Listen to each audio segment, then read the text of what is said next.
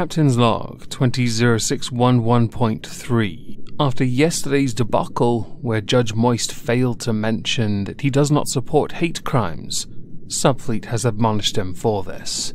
F for Judge Moist. Welcome everyone to the exhibition of stupid people. Today we have 6 subjects I want to go through. Or is it 7? It's 7 because I've got some videos as well. Before that though, I am streaming on Twitch tonight, and I thought I'd take the opportunity to shill a new contest, an art contest. After yesterday's video and me having to offer correction in the intro, I need a new sarcasm sign. Go nuts. Submit entries via email or simply DM me over Twitter or Discord, whichever is easiest to you. Contest runs for 4 weeks. The parameters are this: nothing racist and no nudity. Thank you. So to start, let's go to Amy Cooper. Amy Cooper was the Karen from a few weeks ago who called the police on a black man who told her off for not having a dog on a leash when she should have. In a video that went viral, she was seen pulling the dog around by the dog's collar in a way that was quite aggressive, something I personally do not deem to be acceptable for even a second, and had considered role reversing it so that she was pulled around by a collar so she could understand just how disgusting that behaviour is. A consequence of that was that Amy Cooper was then doxxed, and she was then fired from her job because the job found out and got reviews and blah blah blah blah blah. I don't support any of that. I just think she should have been online a little bit mocked, and the animal taken away and given a loving home. Well, the Abandoned Angels Cocker Spaniel Rescue Inc. have put out a statement through their Facebook page indicating that the dog was evaluated by their veterinarian, who found that he was in good health. Along with coordinating with the appropriate New York City law enforcement, they have declined to examine the dog or take the dog into their custody, and have therefore returned the dog to the owner. Hopefully Amy Cooper learns her lesson here. Do it again, the collar goes on you. It then puts the lotion in the bucket or he gets the hose again. So next we go to Nacho Vidal. Nacho Vidal is an adult movie star who, among many other things, likes to make aromatic candles of genitalia. I see he has a talent. I'm not showing you any pictures. If you look his Twitter up though, it's just that. Well, not long ago he was actually arrested because he also has a bit of a thing for, let's go with, mystic rituals. During these mystic rituals, a Bufo alvarius toad is introduced to the ritual. This particular toad is a rare species that is native to the Sonoran Desert, which stretches from northern Mexico into California and Arizona. It secretes a venom that contains a very powerful natural psychedelic substance known as 5-MeO-DMT. There's some hyphens in there somewhere, but I can't be bothered to remember where. The effects of this is a hallucinogenic, and has been used in the Amazon as part of shamanic rituals. Nacho Vidal's been using them as well, and sadly somebody passed away after inhaling the toad venom, and it was only recently, because this happened in July of last year, that Vidal was arrested. I'm not sure what's stupid here, whether it be the people who believe this ritual helps you in some manner because they believe it has medicinal benefits, or if it's the people that took that long to trace it to a ritual. But I thought I'd put it out there because it amused me when I saw porn star arrested on manslaughter charges following a man's death when he inhaled toad venom. Gonna leave it there like that and move on to the next one. We're going to talk about Priti Patel, and for this we have some videos. But I'm really saddened that the Honourable Lady has effectively said that this government doesn't understand racial inequality. Well, on that basis, Madam Deputy Speaker, it must have been a very different Home Secretary who, as a child, was frequently called a packy in the playground. In Parliament there have been a number of discussions concerning Black Lives Matter, but also who is oppressed, who's more oppressed, and how we should tackle all those levels of oppression because apparently the Olympics are back. Priti Patel, being the Home Secretary in one of the most diverse cabinets to ever exist, was answering questions because apparently a pissing contest needs to take place. That clip you saw was but a snippet of what she said in full. I'll link the video down below. I want to play another one though from another MP on the Labour benches when it comes to the statues. So I asked the Home Secretary a simple question. Does she believe it is right that black Britons have to walk in the shadows of statues glorifying people who enslaved and murdered their ancestors? Yes or no? The Honourable Lady will join me in lobbying Labour councils across the country where they've been in charge for many, many years to bring about the change that black, Asian, ethnic minority people would like to see. Interestingly, Priti Patel is correct. The statues that she is complaining about are in Labour city councils or Labour councils. They are then responsible for those statues existing or being removed. Take Bristol, for example. That's a Labour council, and yet for some odd reason, Colston statue, which has now just been dredged up from the river, was still there because they still hadn't bothered to put the plaque on there they had intended that would have indicated he was a slave trader. That statue now is in a museum. Well, it will be once it's been restored. I don't care for the blame game. I don't care for varying levels of oppression. I just want people treated equally. It's why I keep on bleating on about No Lives Matter, because it is the guarantee that you are all equal in my eyes when you all die. Next.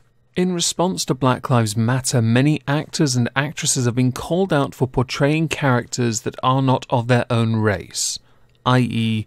white actors and actresses donning blackface, red face, yellow face, lightly browned face because they've been in the sun, but apparently that's a race unto itself face. Take Lee Francis. If I've mispronounced your name, I don't care. He's most well known for Bo Selector, where he impersonated celebrities like Michael Jackson and I'll do the accent I can do, Craig David, which was what he did on Bo Selector. Those voices, by the way, were my very feeble attempt at impersonating characters he impersonated on the show. He put out a video recently crying and apologising for what he did. Other places like Netflix have decided to act on this by pulling a number of British comedy shows where the likes of David Walliams and Matt Lucas don various costumes which would include from other races to do reductio ad absurdum in their comedy. Not just Little Britain and that airport show that I can't remember the name of, but also other shows like League of Gentlemen with Papa Lazarus, You're My Wife Now, Dave, and other such shows like that. Interestingly, on a morning TV show, Omid Jalili, a comedian, air quotes around that, he's the one that was okay with Dankula being arrested for hate crimes.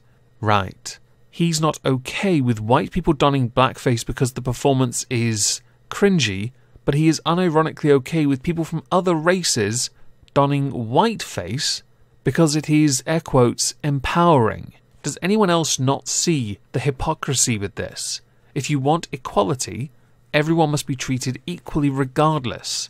It is not okay for one group to do it under the guise of empowering because it doesn't level them up. What you are doing is handicapping everyone else by saying you can't do this with other races, but we can do it to you because we can't take a joke. Congratulations, Omid Jalili. You are now your own meme. You are the very face of hypocrisy. And Netflix pouncing on this, by the way, is equally stupid. As are all the actors and actresses that have since come out and apologised for donning various forms of costumes where they have offended somebody for portraying another race. You have now created a protected class, and you have guaranteed those that are white cannot make jokes because you've turned that window where the jokes can be told inside the box and made it even smaller for white people and made it even bigger for black and ethnic minority people. Congratulations, you absolute dipshits. Keeping in line with this subject theme we have at present, I want to talk about those that took the opportunity to deface Whitehall and the Eric Haig statue. The household cavalry had to clean that up, with you then saying things like, it's not even been 24 hours and you're cleaning that up? Disgraceful. Right, let me just put something out there. First of all, what you've done is deface a statue and a building that is iconic under the guise of, but our point is more important than our history. But it hasn't been 24 hours, which means our work of art, our masterpiece, our magnum opus hasn't been seen by enough people. It should be left there a little longer. You mean like when you wrote Churchill is a racist on Churchill's statue? We all knew he was a racist. What's your bloody point? His statue is there to commemorate his actions during World War II, not to champion his racism. Not that it matters to you, you're too blinded by the fact you want to tear down all the things that are negative and simply hide it, because apparently you're the perfect generation. You're not. You're petulant children. You're petulant gobby children who have everything available to you, flout public health warnings, to make a virtuous empty gesture point where you destroy public property. That is so brave and so bold. Honestly, I have nothing but respect for you. This, by the way, this comment, is where the new sarcasm sign needs to be. I have one more virtuous-related person, and it's actually a mother, no joke, who took a photo of a young daughter taking a knee, holding a placard that read, "Privileged, #Black Lives Matter," with an arrow pointing up at the child's face. In a society where all are equal, or should be equal, the only privilege you have is life. The fact you used your child to make such a point is disgusting. And you, the mother, should be absolutely ashamed of yourself, Helen. I'm not going to read your full name because I'm not a dick. Don't put your child on blast like that and use her as a pawn to make an empty gesture where you make her look like crap. I promise the last subject I intend to cover is funny, so buckle up, because this one got tweeted to me, and I didn't believe it until I read it. Man with dead fish found up his backside says he accidentally sat on it. This patient in Guangdong, China, underwent a series of CT and X-ray scans that revealed a Mozambique tilapia, which is a freshwater fish inside his body. This reminds you of the eel going up a man's booty. He told the health workers that he had intense abdominal pain that lasted for over an hour. When a nurse questioned how the fish ended up in his body, he said he sat on it, which caused it to go up his anus. The nurse did actually say to them, "Do you think I'm an idiot?" Right.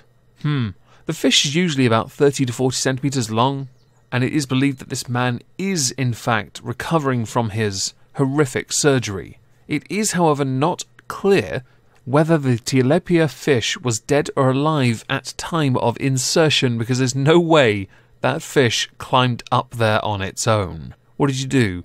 Give yourself an enema, turn yourself upside down and say, "Here's a pond"? As with all things I cover in this series, I'd love to know what you think the stupidest is. So please do let me know in the comments down below. If I don't see you on Twitch tonight, have a great Thursday. One last thing. I'm going to link as a pinned comment the very first video I ever made on this channel. Now it will stay unlisted because I mentioned it on my 5-year anniversary stream. And if anyone wants to watch it, go nuts. It makes me cringe to no end, but I'm okay sharing it with you. Have a cracking Thursday and thank you all for listening.